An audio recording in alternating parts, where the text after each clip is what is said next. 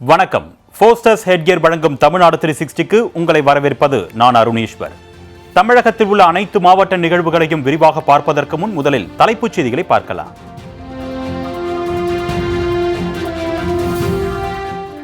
எழுபத்தைந்து ஆண்டுகளாக சாலை வசதி இல்லாமல் தவித்து வந்த மலை கிராமம். நேரில் ஆய்வு செய்த ஆட்சியர் விரைவில் சாலை அமைக்கப்படும் என்று உறுதியளித்ததால் மக்கள் மகிழ்ச்சி.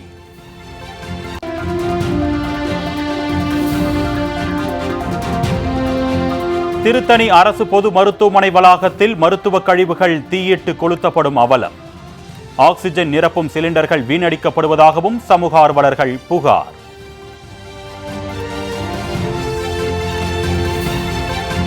திருப்பத்தூரில் புதிய ரயில் பாலம் கட்டும் பணி தொடக்கம். நீண்டகால கோரிக்கை நிறைவேற்றப்படுவதால் மாணவர்கள் மற்றும் பொதுமக்கள் மகிழ்ச்சி.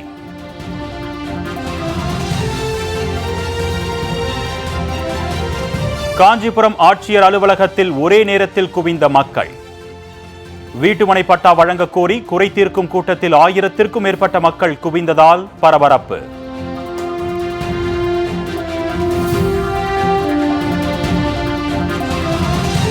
ஒகேனக்கல் சுற்றுலா தலத்தில் மீன் விற்பனை மற்றும் வறுவல் கடைகளில் உணவு பாதுகாப்புத்துறை அதிகாரிகள் திடீர் ஆய்வு.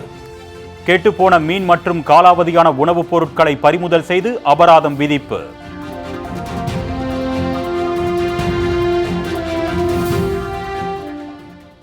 இனி விரிவான செய்திகளை பார்க்கலாம். 75 ஆண்டுகளாக சாலை வசதி இல்லாமல் தவித்து வந்த மலை கிராமத்திற்கு விரைவில் சாலை அமைத்து தரப்படும் என்று ஆட்சியர் உறுதியளித்ததால் அப்பகுதி மக்கள் மகிழ்ச்சி அடைந்துள்ளனர். கிருஷ்ணகிரி மாவட்டம் தேன்கோட்டை அருகே உள்ள முதுகேரி தொட்டி மலை கிராமத்தில் 100க்கும் மேற்பட்ட குடும்பத்தினர் வசித்து வருகின்றனர். நாடு சுதந்திரமடைந்து 75 ஆண்டுகள் ஆன நிலையிலும் இதுவரை சாலை வசதி அமைத்து தரப்படவில்லை என்பது அப்பகுதி மக்களின் ஒட்டுமொத்த குற்றச்சாட்டாக உள்ளது. வனப்பகுதி அருகே கரடுமுரடான சாலையில் கர்ப்பிணி பெண்கள், விபத்து காரணமாக காயமடைந்தோர் மற்றும் முதியவர்கள் என அனைத்து தரப்பு மக்களையும் டோலி கட்டி சுமந்து செல்லும் நிலை இருந்து வருகிறது. எனவே சாலை வசதி அமைத்து தரக்கோரி அப்பகுதி மக்கள் பல்வேறு கட்ட போராட்டங்களில் ஈடுபட்டு வந்தனர். இந்நிலையில் இந்த மலை கிராம மக்களின் நிலை குறித்து அறிந்த கிருஷ்ணகிரி மாவட்ட ஆட்சியர் தினேஷ்குமார் துறை சார்ந்த அதிகாரிகளுடன் முதுகேரி தொட்டி கிராமத்திற்கு நேரில் சென்று ஆய்வு செய்தார். அப்பொழுது சாலை அமைப்பதற்கான வழிமுறைகள் குறித்து கிராமத்தின் வரைபடத்தை வைத்து ஆய்வு செய்தனர். மேலும் கிராம மக்களின் அடிப்படை தேவைகள் குறித்து கேட்டறிந்த ஆட்சியர் விரைவில் சாலை வசதி அமைத்து தரப்படும் என்று உறுதியளித்தார். இதனால் மலை கிராம மக்கள் மகிழ்ச்சி அடைந்துள்ளனர்.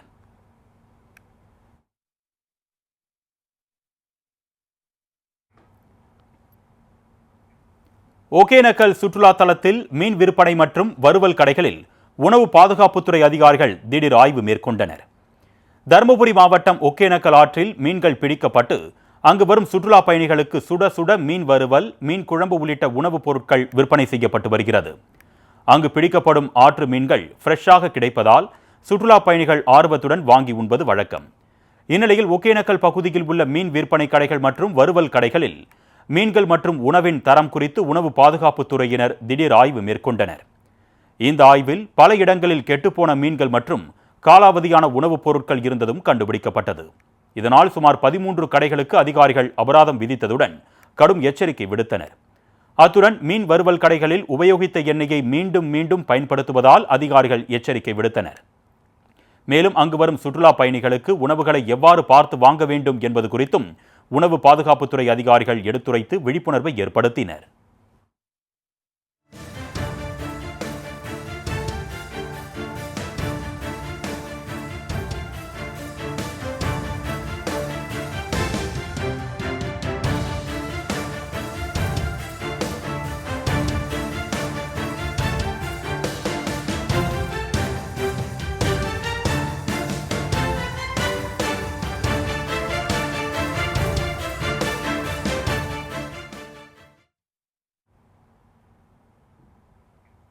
திருப்பத்தூரில் புதிய ரயில் பாலம் கட்டும் பணி தொடங்கியதால் பள்ளி மாணவ மாணவியர் மகிழ்ச்சி அடைந்துள்ளனர்.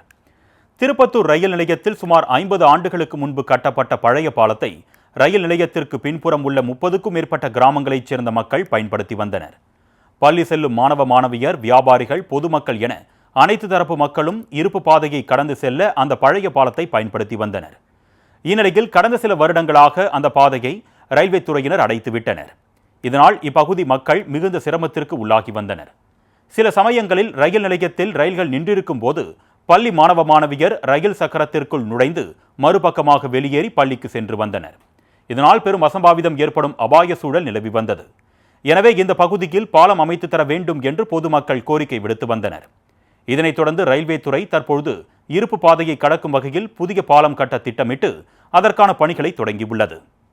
இதனால் பள்ளி செல்லும் மாணவ மாணவியர் மற்றும் 30 கிராம மக்கள் பெரிதும் மகிழ்ச்சி அடைந்துள்ளனர்.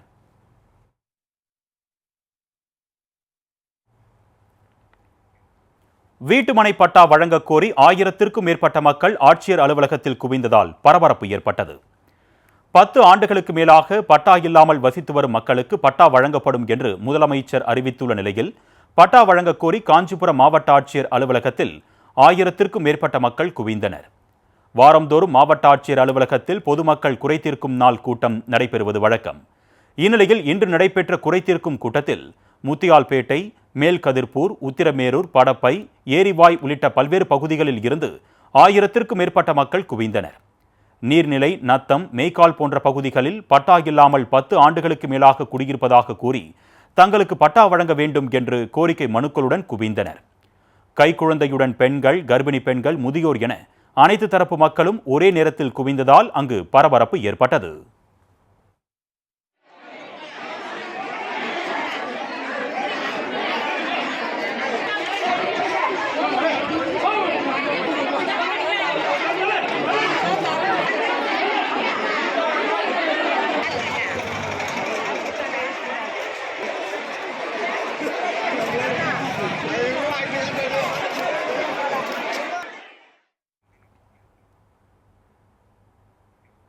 திருத்தணி அரசு பொது மருத்துவமனை வளாகத்தில் மருத்துவ கழிவுகள் தீயிட்டு கொளுத்தப்படுவதாகவும் ஆக்சிஜன் நிரப்பும் சிலிண்டர் குப்பை தொட்டி ஓரம் வைத்து பாழாக்கி வருவதாகவும் சமூக ஆர்வலர்கள் குற்றம் சாட்டியுள்ளனர்.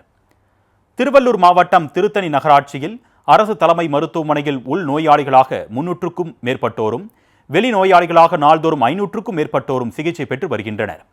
இந்நிலையில் மருத்துவ கழிவுகள், மருத்துவ பிளாஸ்டிக் கழிவுகள் என அனைத்து மருத்துவ கழிவுகளும் பிணவரை மற்றும் மருத்துவமனையின் பின்புறத்தில் தீயிட்டு கொளுத்தப்படுகிறது.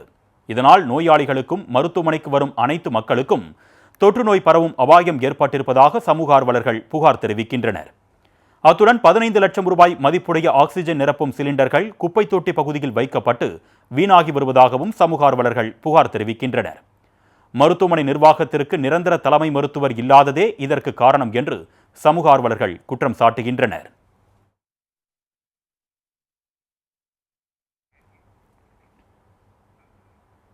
வத்தலக்குண்டு அருகே நடைபெற்ற பள்ளி ஆண்டு விழாவில் காந்தாரா வேடம் அணிந்து வந்து நடனமாடிய மாணவியர் பார்வையாளர்களை பிரமிக்க வைத்தனர். திண்டுக்கல் மாவட்டம் வத்தலக்குண்டு அருகே கணவாய்ப்பட்டி பகுதியில் தனியார் பள்ளி செயல்பட்டு வருகிறது. இப்பள்ளியில் நடைபெற்ற ஆண்டு விழாவில் அமைச்சர் ஐ. பெரியசாமி பங்கேற்று வாழ்த்துரை வழங்கினார். அத்துடன் பள்ளியில் சிறந்து விளங்கிய மாணவ மாணவியருக்கு பரிசுகளை வழங்கி பாராட்டினார். தொடர்ந்து மாணவ மாணவியரின் கண்கவர் கலை நிகழ்ச்சிகள் நடைபெற்றன. இதில் பிரம்மாண்ட பலூன் நடனம், கிங்காங் கொரிலா நடனம் என மாணவர்கள் பார்வையாளர்களை அசத்தினர். அத்துடன் காந்தாரா வேடம் அணிந்து மாணவிகள் நடனமாடி காண்போரை ஆச்சரியத்தில் ஆழ்த்தினர்.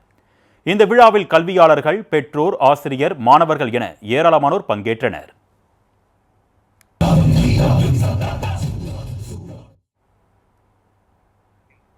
நாகையில் குப்பை தொட்டியில் கிடந்த உணவுப் பொருட்களை சாப்பிட்டு உயிர் வாழ்ந்து வந்த மனநலம் குன்றிய வடமாநில இளைஞரை தன்னார்வலர்கள் மீட்டு காப்பகத்தில் ஒப்படைத்தனர். நாகப்பட்டினம் புத்தூர் சிவன் கோவில் பகுதியில் உள்ள ஒரு குப்பை தொட்டி அருகே மனநலம் பாதிக்கப்பட்ட 30 வயது இளைஞர் சுற்றித் திரிந்துள்ளார். ஒடிஷாவைச் சேர்ந்த இந்த இளைஞர் அவ்வப்போது குப்பை தொட்டியில் கிடக்கும் உணவுப் பொருட்களை எடுத்து சாப்பிட்டு வந்துள்ளார். இதனை கண்ட அப்பகுதி மக்கள் மயிலாடுதுறையில் உள்ள பாரதி மோகன் என்ற தன்னார்வ அறக்கட்டளைக்கு தகவல் தெரிவித்துள்ளனர்.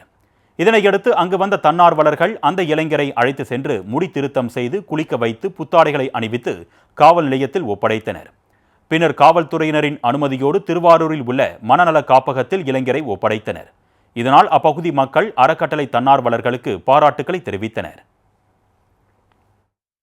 வருடங்களாக ஆதரவற்ற மக்கள், மனநலம் பாதிக்கப்பட்டவங்க, ஆதரவற்ற குழந்தைகள், வயதான முதியவர்கள், கை கால் அழுகின நிலையில் உள்ளவங்க, தொய்நோயால் பாதிக்கப்பட்டவங்களெல்லாம் நாங்கள் வந்து மீட்டு எடுத்து மறுவாழ்வு கொடுத்துக்கிட்டு வரோம். ஒரு மனிதன் வந்து ஒரு குப்பை கழிவுகளில் இருக்கிற உணவுகள் எடுத்து சாப்பிடும்போது எனக்கு வந்து மனசு ரொம்ப பதற ஆரம்பிச்சிருச்சு.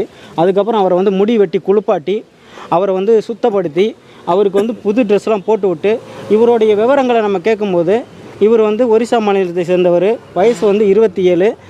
இவர் பேர் வந்து பிரகாஷ். இவங்க குடும்பம் எல்லாருமே இருக்காங்க. இந்த பதிவை வந்து அவங்க குடும்பத்துக்கு தெரியப்படுத்தி அவங்க குடும்பத்தை அங்கே வர வச்சு அவங்க தாய் தந்தையோட ஒப்படைக்கணும்னு சொல்லிட்டு நான் கேட்டுக்கிறேன்.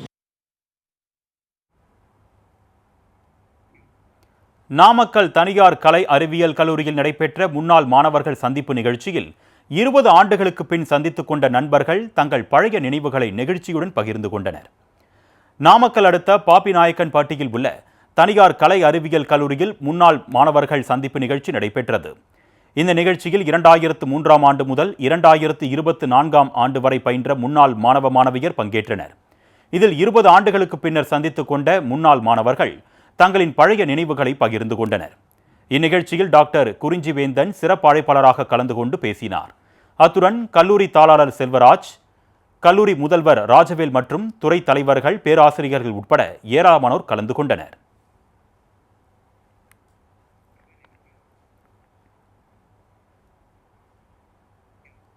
திருப்பனந்தாள் அருகே கிராமத்தில் உள்ள அரசு உதவி பெறும் தொடக்க பள்ளிக்கு தமிழக வெற்றி கழக நிர்வாகிகள் மின்விசிறியை பரிசளித்து மாணவர்களை மகிழ்ச்சியில் ஆழ்த்தினர்.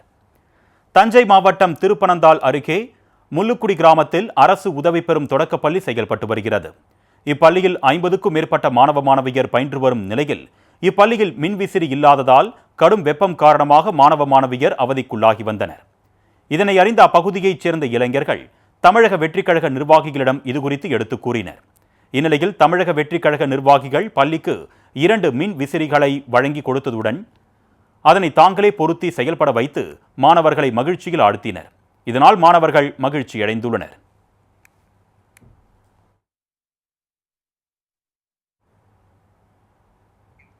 ஃபோஸ்டர்ஸ் ஹெட்கியர்ஸின் தமிழ்நாடு 360யில் அடுத்து வருவது உங்கள் ஊர் நிகழ்வுகளை விரைவாக வழங்கும் உள்ளூர் எக்ஸ்பிரஸ்.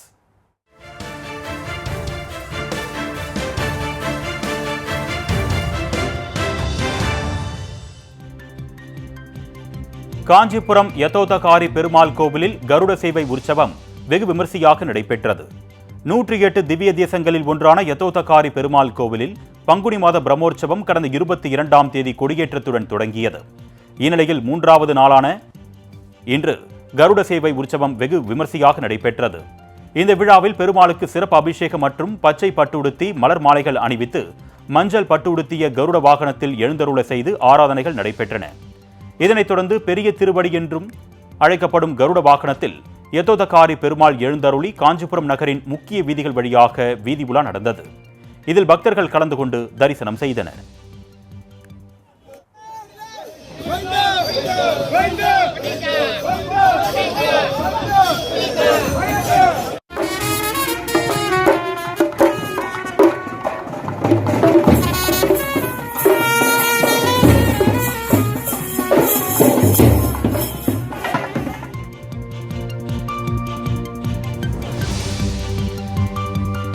திருப்பூர் அருகே ஆஸ்திரேலிய நாட்டின் அரிய வகை ஆந்தை பிரதான சாலையில் பறக்க முடியாமல் நின்றது.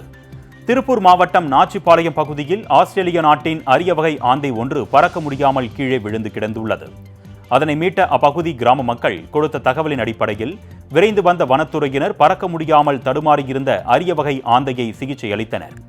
இந்நிலையில் அரிய வகை வெளிநாட்டு பறவையான ஆந்தையை பார்க்க அப்பகுதி மக்கள் ஆர்வம் காட்டினர். மேலும் இதுகுறித்து வனத்துறை ஆஸ்திரேலியாவில் பரவலாக காணப்படும் வெண்கூகை என்ற பறவை என்று கூறினர்.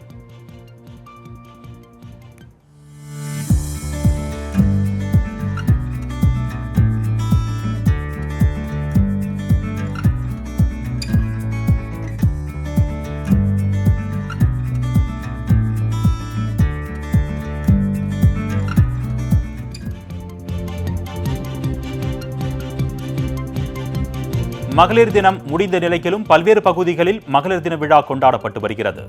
அந்த வகையில் தென்காசி மாவட்டம் சங்கரன் கோவிலில் பெண் காவலர்களின் மகளிர் தின விழா கோலாகலமாக கொண்டாடப்பட்டது. இதில் சங்கரன் கோவில் தாலுகாவைச் சேர்ந்த பெண் காவலர்கள் தங்கள் குடும்பத்தினருடன் கலந்து கொண்டு ஆடிப்பாடி மகிழ்ச்சியடைந்தனர். இதனைத் தொடர்ந்து துணை கண்காணிப்பாளர் மற்றும் ஆய்வாளர்கள் பெண் காவலர்களுக்கு மகளிர் தின வாழ்த்துக்களை தெரிவித்தனர். அத்துடன் காவலர்களின் குழந்தைகள் பங்கேற்ற கலை நிகழ்ச்சிகளும் இன்னிசை கச்சேரியும் நடைபெற்றது.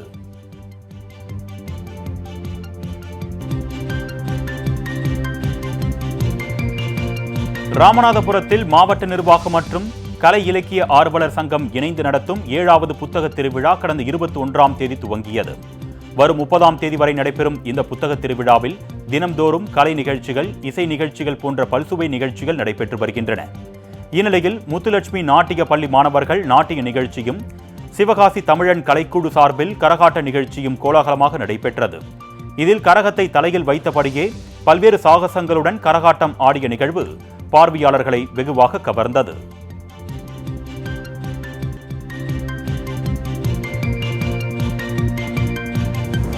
தஞ்சாவூரில் இருசக்கர வாகனத்தில் செல்பவர்கள் கட்டாயம் தலைக்கவசம் அணிய வேண்டும் என்று போக்குவரத்து காவலர்கள் பல்வேறு விழிப்புணர்வு நிகழ்ச்சியை நடத்தி வருகின்றனர். அந்த வகையில் தஞ்சாவூர் அண்ணா சிலை அருகே தலைக்கவசம் அணிந்து வந்த வாகன ஓட்டிகளுக்கு பாதாம் கீர், ரோஸ் மில்க் உள்ளிட்ட குளிர்பானங்கள் வெயிலுக்கு இதமாக வழங்கப்பட்டது. அதே நேரத்தில் தலைக்கவசம் அணியாமல் வந்த வாகன ஓட்டிகளுக்கு அபராதம் விதிக்கப்பட்டது.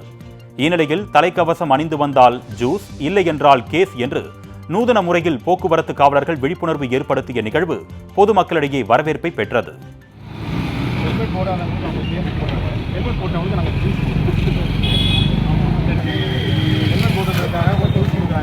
போலீஸ்க்காக போடாதீங்க, உங்களுக்காக போடுங்க. ஹெல்மெட் போட்டீங்கன்னா கண்டிப்பாக ஸ்ட்ராப் போடுங்க.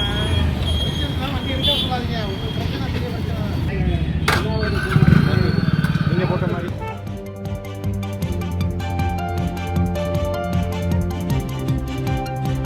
மேட்டுப்பாளையம் அருகே நீரோடையில் 12 அடி நீளமுள்ள ராஜநாகம் தென்பட்டதால் பொதுமக்கள் பீதியடைந்தனர்.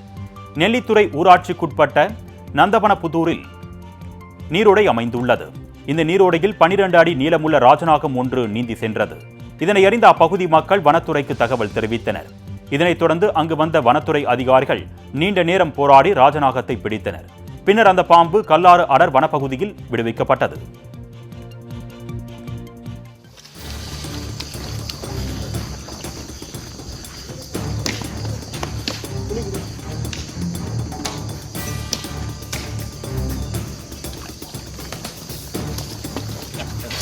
ஒன்று வாழை பிடிச்சிரு, அதுக்கப்புறம்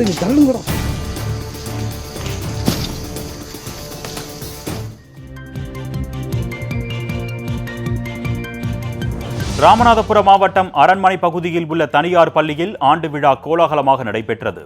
இவ்விழாவில் சென்னை உயர்நீதிமன்ற நீதிபதி கணேசன் சிறப்பு அழைப்பாளராக கலந்து கொண்டார். விழாவில் திரைப்பட பாடல்களுக்கு நடனமாடியும் குறு நாடகம் நடித்து காட்டியும் மாணவர்கள் அசத்தினர். மேலும் மன்னரின் அமைச்சரவையில் நடக்கும் விவாதம் போன்ற குறு நாடகம் பார்வையாளர்களை வெகுவாக கவர்ந்தது.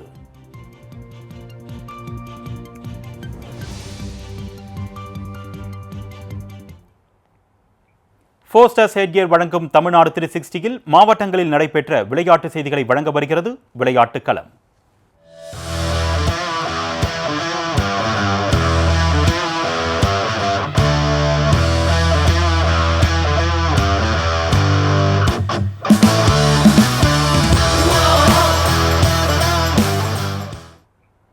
நாகை மாவட்டத்தில் நடைபெற்ற மாவட்ட அளவிலான பீச் வாலிபால் போட்டியில் ஆண்கள் அணியில் தமிழ்நாடு அணியும், பெண்கள் அணியில் ஏஆர் போலீஸ் அணியும் வெற்றி பெற்று கோப்பையை தட்டிச் சென்றது. விளையாட்டு வீரர்களை ஊக்கப்படுத்தும் வகையில் நாகை மாவட்டத்தில் மாவட்ட அளவிலான பீச் வாலிபால் போட்டி நடைபெற்றது. ஆண்கள், பெண்கள் என இரு பிரிவுகளில் நடைபெற்ற போட்டியில் பொது பிரிவினர், பள்ளி கல்லூரி மாணவிகள் மற்றும் காவல்துறையினர் என 75 அணிகள் பங்கேற்றனர். 4 நாட்கள் நடைபெற்ற போட்டியில் ஆண்களுக்கான இறுதிப் போட்டியில் தமிழ்நாடு அணி மற்றும் நம்பியார் நகர் பீச் அணியினர் மோதினர். இதில் 15க்கு 11 என்ற புள்ளிகள் கணக்கில் தமிழ்நாடு அணி வெற்றி பெற்றது.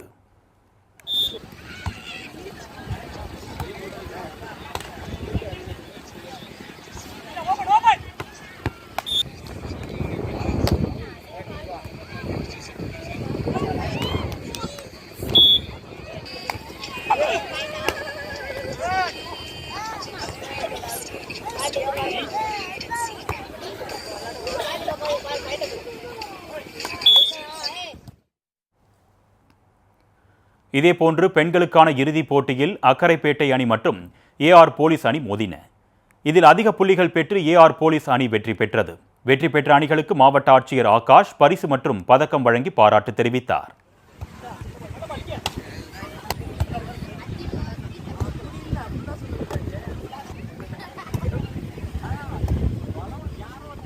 வருக வருக என வரவேற்று போட்டியில் ஆண்கள் பிரிவில்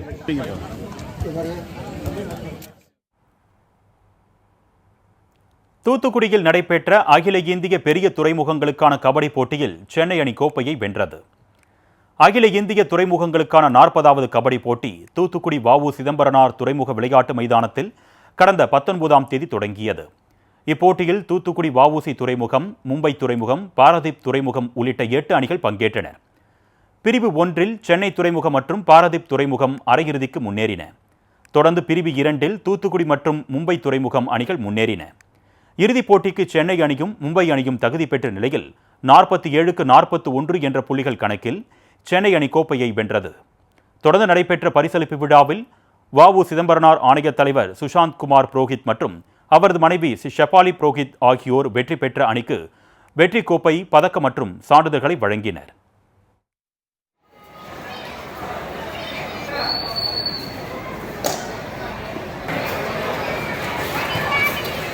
Match from the spectators of this event, the Port of Chennai players will be ready.